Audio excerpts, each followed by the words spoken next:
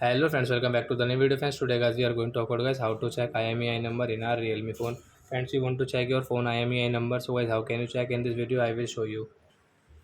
So friends, how can you check it? In this video guys I am going to show you guys IMEI number guys, how to check in Realme phone. So friends, first of all guys, open your phone setting to check your IMEI number guys, then guys scroll it.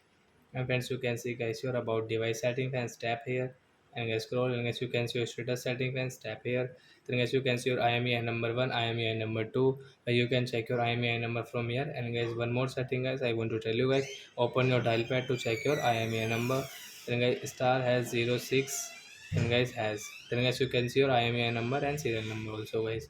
So I hope friends you have understood how to check IMEI number in a Realme phone. So that's it guys, thanks for watching the video.